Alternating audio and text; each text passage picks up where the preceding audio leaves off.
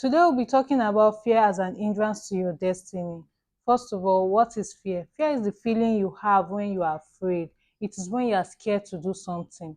Fear makes you not to do what you are supposed to do or what you want to do. For example, you have a test, you know you are meant to read so that you pass it, but fear may start telling you different kinds of lies, like what is the use of preparing for this exam? Why should you prepare for this exam when you end up failing? It is impossible for you to remember what you are reading.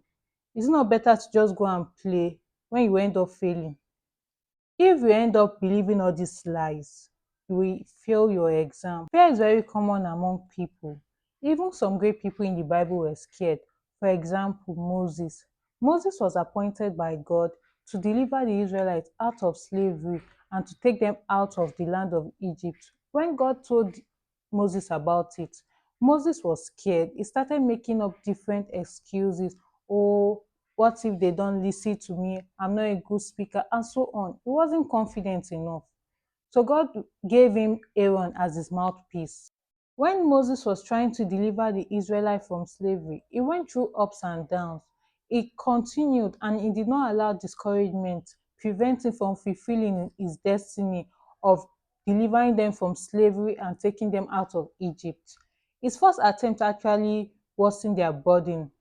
Imagine trying to help your country people, millions or thousands of them, from what they are suffering, only for it to backfire and they start hating you or they get angry with you. Won't you get scared and discouraged and stop helping them? But as for Moses, he did not. He went back to God, prayed about it. He did not allow what he was saying, the attitude of the people, discourage him. He did not let his fears discourage him from fulfilling his destiny, which he eventually did. He was able to take them out of slavery and take them out of Egypt. His bravery makes him remembered till today. Some people are destined to change the story of their family or to break generational curses or to deliver them from poverty. The perfect example of this in the Bible is David. Before he became king, he has always been a brave person. He even killed two wild animals with his hands. The incident that changed the history of his life and his entire family life was the war between Israel and Philistia. Israel and Philistia were fighting, were in a battle. David wasn't scared. He believed that God would deliver the Goliath into his hand. So when David and Goliath were on the battlefield to fight, the Goliath brought weapons of war, while David brought what he was familiar with, which was some stones and a sling. And eventually, David was able to unalive the Goliath. What I admire about David in this situation is that he did not allow Goliath's stature or even years of experience discourage him or make him scared. He just faced him one on one and was able to fight him, and he eventually unalived him.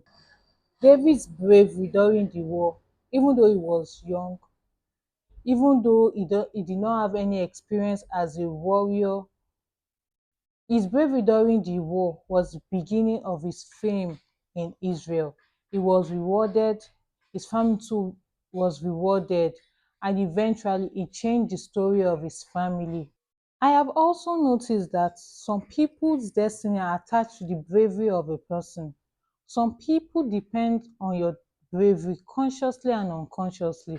For instance, during the war between Israel and Philistia, the army of Israel were scared and they were hopeless. It felt as if they would lose the battle. But David was courageous. He was courageous enough to face the fear of the army and eliminated the main source of their fear, which was Goliath. This action boosted their morale and enabled them to fight against the army of Philistia and eventually made them defeat the army of Philistia. If you can be fearless today, you can improve your life and impact the life of others. There are people whose destiny rely on your bravery, rely on your courage. They could be your family members, your siblings, your children, people you know, people you don't know. Do what God has been telling you to do for a long time now. Stop giving excuses. You are meant to be greater than how you are presently. It is written that God has not given us the spirit of fear. You have to start rebuking the spirit of fear in your life. Start breaking the bondage of fear you are in. Fear can destroy your life. Fear can destroy your destiny. It can cause delay in your life, in your destiny. Trust in God. Believe you can do it. Thank you for watching. Have a nice day. Stay blessed.